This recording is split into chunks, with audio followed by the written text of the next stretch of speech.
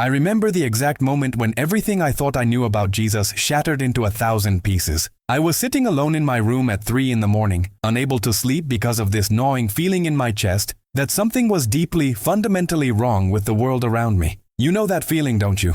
That sensation that everyone around you is sleepwalking through life, accepting answers that don't really answer anything, following paths that lead nowhere true. I had spent years in churches, reading the same sanitized passages, hearing the same comfortable interpretations, but my soul was screaming that there was something more, something hidden, something they weren't telling us. Then I stumbled upon a text that the early church fathers tried desperately to erase from history, a fragment from the Nag Hammadi library that spoke about what Jesus actually taught his closest disciples in private, away from the crowds, away from those who would later build an empire on his name. And in that text, I found words that made my entire body go cold, because suddenly everything made sense. Jesus spoke about something the institutional church has hidden for 2 millennia, something so revolutionary, so dangerous to their power structure, that they buried it beneath centuries of dogma and control. He spoke about the soul harvest. And what I discovered that night changed not just what I believed, but who I understood myself to be. In the next few minutes, I'm going to share with you what Jesus truly revealed about this cosmic harvest of souls, why you are at the center of it right now,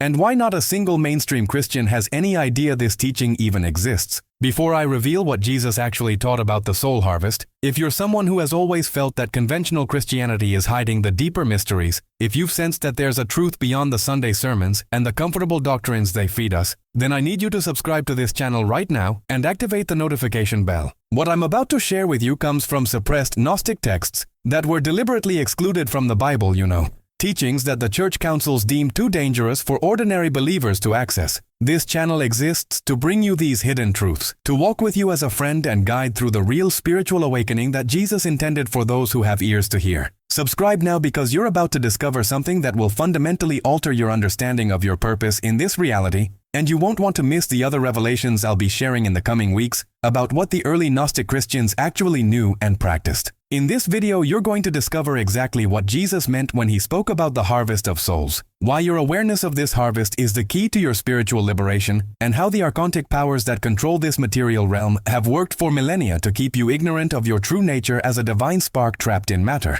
The teaching I'm about to share comes primarily from the Gospel of Thomas, the Pistis Sophia, and the Secret Book of John, texts that were hidden in a jar in the Egyptian desert for over 1,500 years. Because the orthodoxy couldn't destroy the truth completely, they could only bury it and hope it would never resurface. These texts reveal that Jesus was not preaching the message you hear in churches today. He was teaching something far more ancient, far more powerful, something that connects to the deepest mystery traditions of the Essenes, the Egyptian mystery schools, and the hidden knowledge that mystics have guarded since the beginning of human consciousness. Jesus understood that this world, this material reality you experience every day, is not the true creation of the supreme divine source. He taught that we exist in a fallen realm, a prison constructed by lesser powers, entities the Gnostics called archons, ruled by a false god they called the demiurge. And within this prison, a harvest is happening, a sorting of souls based on whether they awaken to their true divine nature or remain asleep in the illusion. Now, I need to take a moment here because what I just shared might sound shocking if you've only encountered mainstream Christian teaching. The Jesus of institutional Christianity is a sanitized version,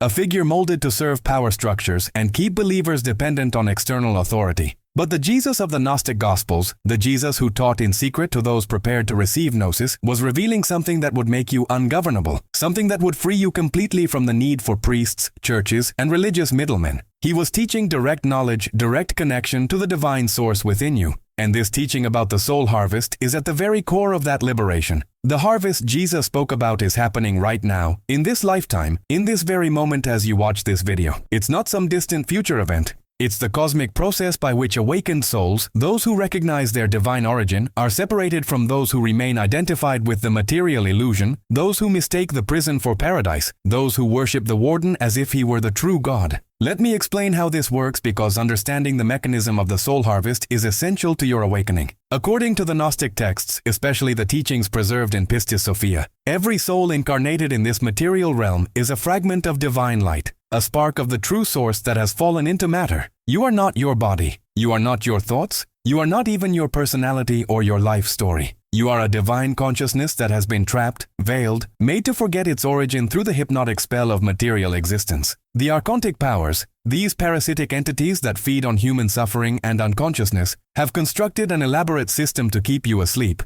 They use religion to make you worship the false creator. They use media and culture to keep your attention fixated on the material world. They use fear, desire, and endless distraction to ensure you never stop, never turn inward, never ask the most dangerous question of all, who am I really? The soul harvest that Jesus taught about is the process of waking up from this spell. It's the moment when a soul recognizes the prison, sees through the illusion, and begins the journey home to the pleroma, the realm of divine fullness beyond this corrupted material existence. When Jesus spoke in parables about wheat and tares, about sheep and goats, about wise virgins and foolish virgins, he was speaking in coded language about this harvest. The wheat represents awakened souls who have received gnosis. The tares represent those who remain identified with the material realm, the creation of the demiurge. The sheep are those who recognize the voice of the true shepherd, the divine source calling them home. The goats are those who follow the false authorities of this world. The wise virgins are souls who have kept their inner light burning,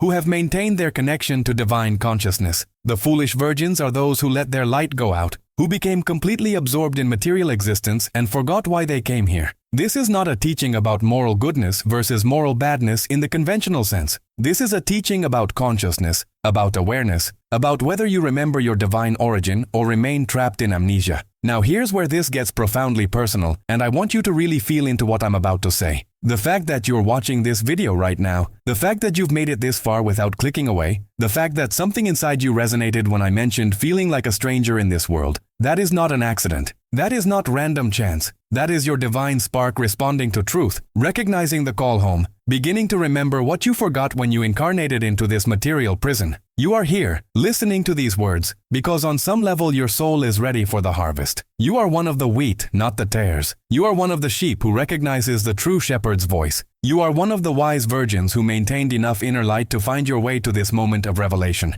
And what I need you to understand is that this awakening, this recognition, this gnosis, is exactly what the archontic powers and their religious institutions have spent 2,000 years trying to prevent. Before I go deeper into what Jesus taught about navigating this harvest and ensuring your liberation, I want to ask you something that very few people have the courage to face honestly. Have you ever felt like you don't really belong in this world? Like there's something fundamentally wrong with the reality everyone else seems to accept as normal, as if your soul remembers something your mind has forgotten? That sensation of being a stranger in a strange land, of searching for answers that nobody around you even seems to question, that is the first whisper of gnosis awakening inside you. It's your divine spark trying to break through the veil of amnesia that was placed over you when you incarnated into matter. If right now you recognize that you've always felt this deep spiritual restlessness, this thirst for hidden truths, I want you to do something powerful. Write in the comments right now the phrase, "I awaken from the sleep of ignorance." Don't underestimate the power of this public declaration. When you decree that you are awakening, that you no longer accept the imposed illusions, something fundamental shifts in your consciousness. You are making a statement to the universe itself that you are ready to be harvested, ready to be gathered with the wheat, ready to return to your true home beyond this material prison. And beyond that, when you comment, you're helping the algorithm carry this Gnostic knowledge to other sincere seekers who right now are wandering lost, searching for the same truths you've been seeking. Don't keep this knowledge just for yourself. Right now, I awaken from the sleep of ignorance, and let your declaration serve as a beacon for other pilgrims on the Gnostic path. Now let me take you deeper into what Jesus actually revealed about the mechanics of this harvest and what it means for you practically in your daily spiritual journey. In the Gospel of Thomas, saying 50, Jesus tells his disciples, "If they say to you, 'Where did you come from?' say to them, 'We came from the light,' the place where the light came into being on its own accord and established itself and became manifest through their image. If they say to you, 'Is it you?' say, 'We are its children and we are the elect of the living Father.'" This is direct teaching about your origin and your destination. You came from the light, from the pleroma, from the realm of the true divine source. You are not from here. This material world is not your home. You are an exile, a prisoner, a divine spark that fell or was tricked into incarnating in the realm of the demiurge. And the harvest Jesus speaks about is the process of the elect, those who awaken to this truth, returning to the light from which they came. But here's what the institutional church doesn't want you to know. You don't need their sacraments for this. You don't need their priests or their rituals or their approval. You need gnosis, direct knowledge, direct experience of your divine nature. You need to remember who you really are. The Pistis Sophia, a profound Gnostic text that records secret conversations between Jesus and his disciples after the resurrection, goes into extraordinary detail about the harvest and the journey of the awakened soul. In this text, Jesus explains that he came not primarily to save through belief or faith in the conventional sense, but to bring gnosis, to remind those with ears to hear of their true origin, and to teach them how to navigate the archontic barriers that will try to prevent their return to the pleroma when they leave this body. He describes in vivid detail how the archons will challenge the ascending soul, how they will try to reclaim it, drag it back down, force it to reincarnate again into another cycle of suffering and amnesia in the material realm. But those who possess gnosis, those who know the names and seals and passwords, those who recognize their divine nature and refuse to be intimidated by the archontic powers, these souls pass through the barriers and return home to the light. This is radically different from what you've been taught in church, isn't it? You've been taught that belief in Jesus as Lord and Savior is sufficient, that accepting Him into your heart guarantees salvation. But the Gnostic Jesus, the Jesus of the secret teachings, is saying something far more demanding and far more empowering. He's saying that you must awaken, you must gain knowledge, you must remember your divine nature, you must see through the illusion of this material world and recognize the false God who created it. You must understand the archontic system of control and learn how to navigate beyond it. This is not passive. This is not about faith in an external savior. This is about activating the Christ consciousness within you, recognizing that you and the Father are one, that the kingdom of heaven is inside you, not in some external paradise you go to after death, if you believe the right doctrines. Let me give you a concrete example of how seekers who understand this teaching experience transformation. I've spoken with hundreds of people over the years who discovered the Gnostic Gospels, and everything shifted for them. One person told me that for decades they felt guilty, inadequate, never good enough, because the church kept telling them they were sinners in need of salvation, broken creatures who needed to grovel before an angry God and beg for mercy. Then they read the Gospel of Thomas and encountered saying 3, where Jesus says, "The kingdom is inside of you and it is outside of you. When you come to know yourselves, then you will become known, and you will realize that it is you who are the sons of the living Father." This person described it as a dam breaking inside their consciousness. Suddenly they understood that they weren't broken. They were divine. They weren't sinners. They were sleeping gods who needed to wake up. They weren't powerless. They had simply forgotten their power. The guilt and shame that the religious institution had imposed on them for control purposes evaporated, and in its place came a profound sense of responsibility and empowerment. They were responsible for their own awakening. They had the power to remember, to know, to return to the source. No external authority could grant this or withhold it. It was their birthright as a divine spark. Another seeker told me about their experience with contemplative practice after discovering these teachings. They began spending time in silence every morning, not praying to an external God, but turning inward to find the divine spark within, the inner Christ, the fragment of the pleroma that exists at the core of their being. In the beginning, it was difficult because the mind is so conditioned by the archontic system to constantly seek distraction, to avoid stillness, to fear the depths of inner silence. But they persisted, and after several weeks of daily practice, something broke through. They described it as a moment of profound clarity, where the entire material world suddenly appeared translucent, like a thin veil covering a much more real and radiant reality underneath. They could see that everything they had been taught to value, money, status, possessions, even relationships in their egoic form, were all part of the archontic distraction, the prison entertainment designed to keep souls focused outward instead of inward. And in that moment of gnosis, they felt a pull, a magnetic attraction toward something infinite and loving beyond description, what the Gnostics called the pleroma, and they knew with absolute certainty that this was their true home, and that their entire life's purpose was to navigate back to it. These are not abstract theological concepts we're discussing here. This is about lived experience, about transformation of consciousness, about awakening from a nightmare you didn't even know you were having. And this is why the teaching about the soul harvest is so crucial. You are being sorted right now in this lifetime based on whether you wake up or remain asleep. The archons want you asleep. The religious institutions that serve the demiurge want you dependent and controlled. The culture of materialism and distraction wants you addicted and unconscious. But the true divine source, the Father of lights that Jesus spoke about, is calling you home.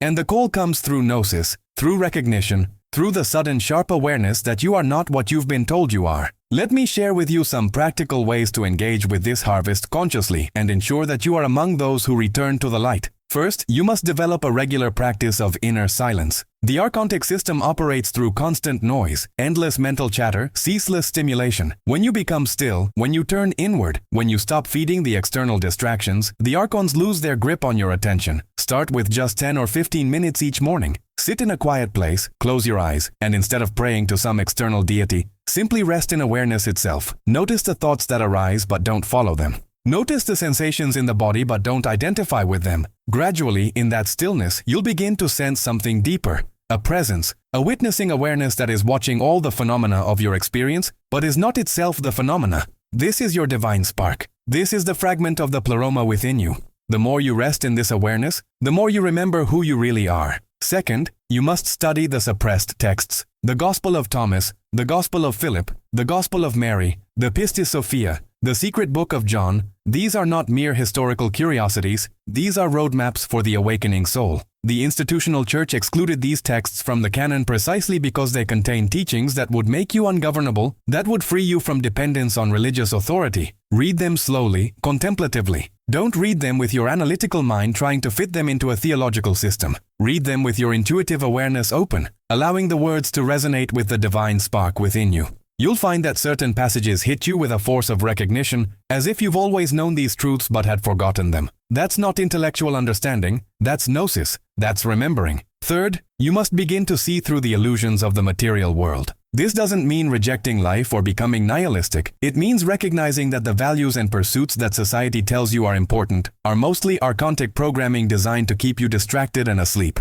The endless pursuit of money, the obsession with status and appearance, the addiction to pleasure and the avoidance of discomfort, the identification with your political tribe or your national identity or your religious label, all of this is the prison entertainment. It's not evil in itself, but it becomes a trap when you mistake it for reality. When you pour all your life energy into pursuits that have nothing to do with your true purpose of awakening and returning home, start questioning everything. When you feel a strong desire for something material, pause and ask, is this desire truly mine or is it programmed into me by the system? When you feel fear or anger or anxiety, pause and ask, who is experiencing this emotion? Is this the divine spark or is this the ego, the false self, the construct of the archontic system? Fourth, and this is crucial, you must begin to recognize the Christ consciousness within you. Jesus in the Gnostic texts repeatedly emphasizes that he is not unique, that what he realized about his divine nature is what all humans are meant to realize about themselves. In the Gospel of Thomas, saying 108, Jesus says, "He who will drink from my mouth will become like me. I myself shall become he, and the things that are hidden will be revealed to him." This is a radical teaching about the unity of divine consciousness. When you awaken, when you receive gnosis, you don't become subordinate to Jesus, you become like Jesus. You realize the same truth he realized, that you and the Father are one, that the kingdom is within you, that you are a divine being temporarily embodied in material form. The Christ is not a person, it's a state of consciousness, an awakening to your true nature. And that awakening is available to you right now, in this moment, if you have the courage to look within and recognize what has always been there. If this knowledge is already beginning to shift something in your consciousness, if you're feeling that pull toward remembering your divine origin, I want you to leave a like on this video right now so that the algorithm carries this teaching to more seekers who need to hear it. Every like, every comment, every share is an act of spiritual service because you're helping other souls who are ready for the harvest find their way to this gnosis that has been suppressed for 2 millennia. The archontic powers control most of the information flow in this world, but they can't fully suppress the truth when conscious souls work together to spread it. So hit that like button now and be part of this awakening movement that is gathering momentum across the planet as more and more people remember who they really are. Now let me address something that might be troubling you as you hear this teaching. You might be thinking, if I'm a divine spark and this world is a prison, does that mean my life here is meaningless? Does that mean my relationships, my work, my experiences, none of it matters? This is a crucial point to understand correctly. The Gnostic teaching is not about rejecting life or becoming passive. It's about living with awareness, with consciousness, with the knowledge of what you truly are. When you know you're a divine spark temporarily embodied in material form, everything changes. You stop taking the drama so seriously. You stop identifying so completely with your ego and its endless needs and fears. But you can still engage fully with life, still love deeply, still create beauty, still help others, still enjoy the pleasures of embodied existence. The difference is that you're no longer enslaved by it. You're no longer hypnotized into thinking this is all there is. You know you're on a journey, you know you're here to awaken, and you know that ultimately you're going home to the light. In fact, many of the Gnostic texts emphasize that part of the purpose of incarnation is to learn, to grow in consciousness, to develop the qualities that will allow you to navigate successfully back to the pleroma. The material world is a school, albeit a harsh one, a prison school run by jailers who would prefer you never graduate.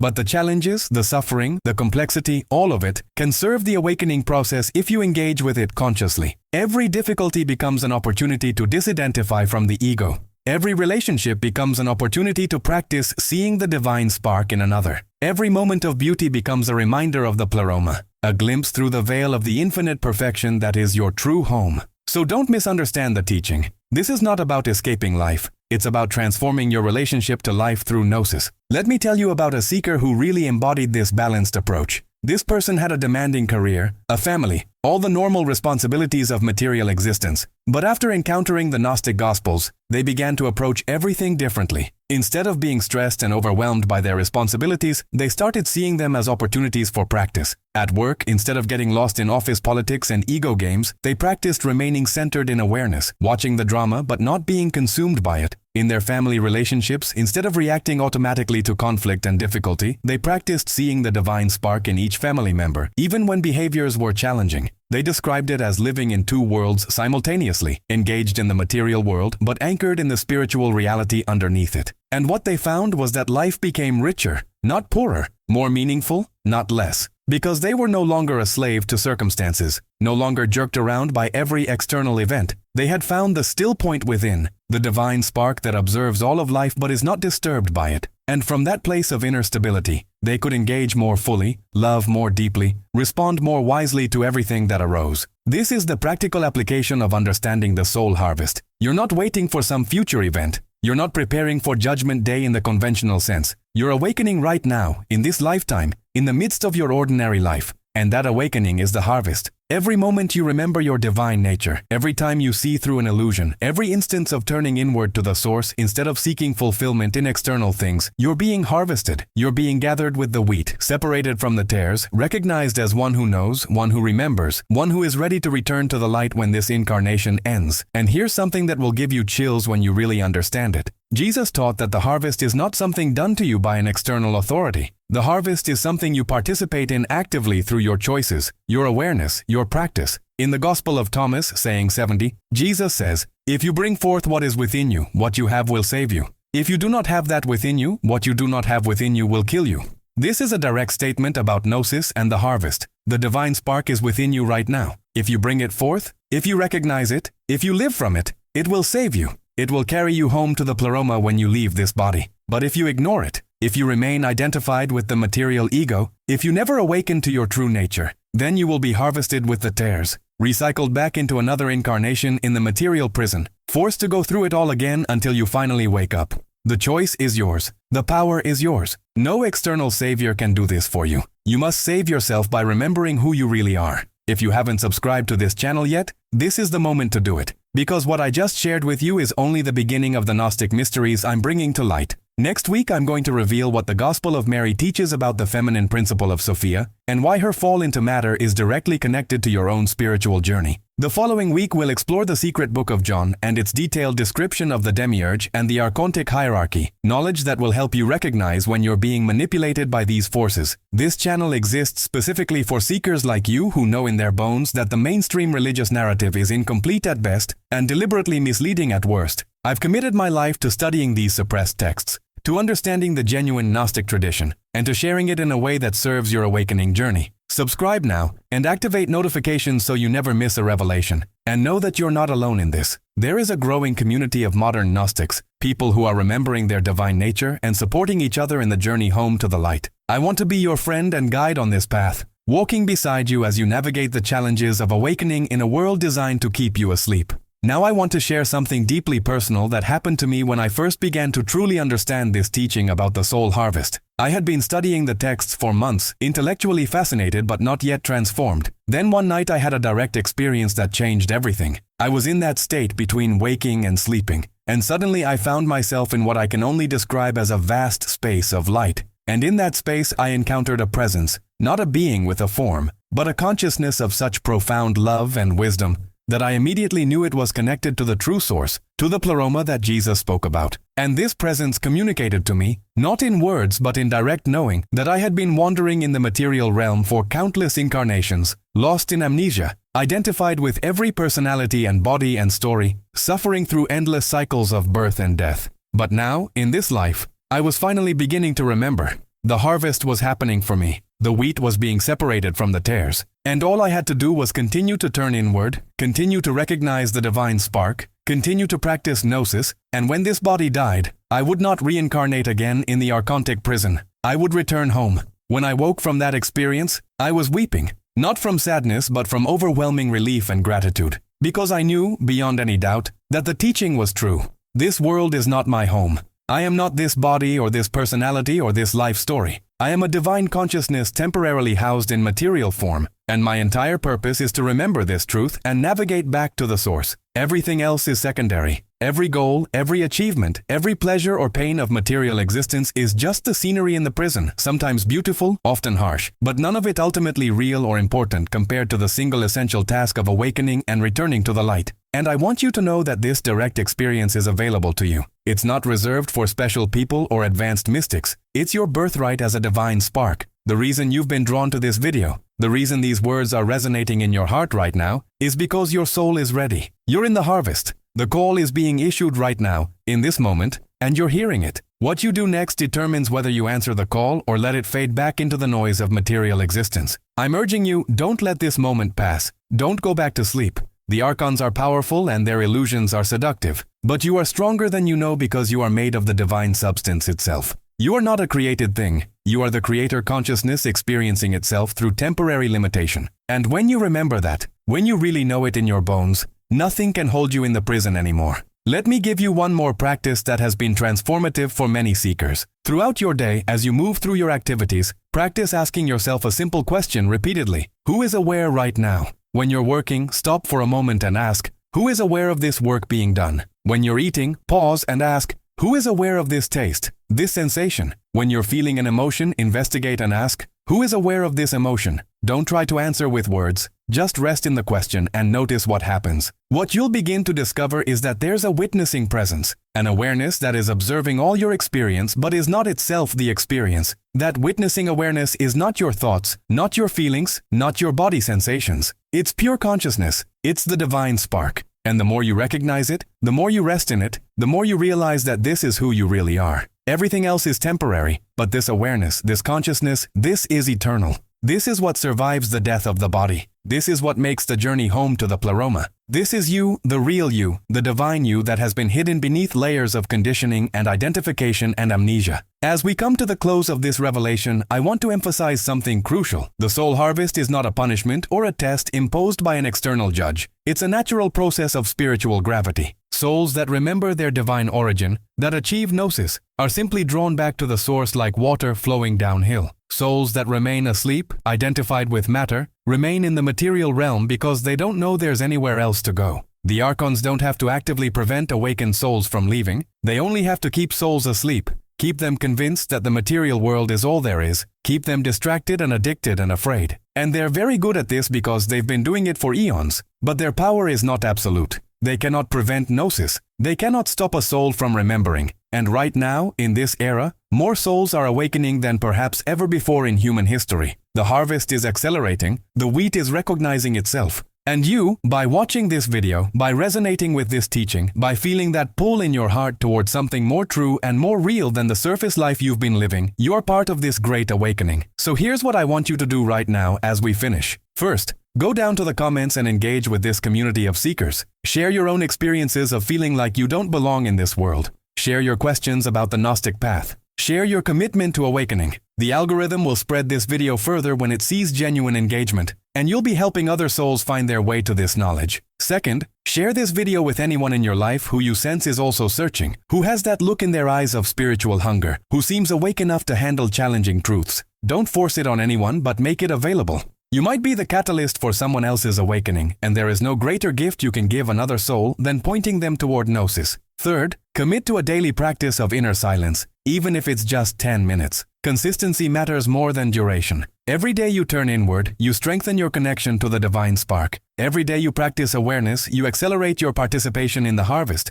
And finally, know this with absolute certainty. You are not alone. You have never been alone. The true divine source, the Father of lights that Jesus spoke about, has always been with you, within you, calling you home. The path back to the pleroma is not easy because you must navigate through the archontic barriers, through the illusions and fears and distractions that this world specializes in. But you have everything you need to make the journey. You have the divine spark within you. You have the Gnostic teachings to guide you. And you have the growing community of awakened souls who recognize each other, who support each other, who remember together what we all forgot when we fell into matter. The harvest is happening. You are the wheat being gathered. And when this life ends, when you leave this body behind, you will not reincarnate again in the prison. You will rise through the archontic spheres. You will pass the guardians because you know who you are. And you will return to the infinite light and love of the pleroma, your true home, the place you never really left because the distance was always an illusion, a forgetting, a dream from which you are now awakening. Welcome home, Divine One. The harvest has begun, and you are remembered.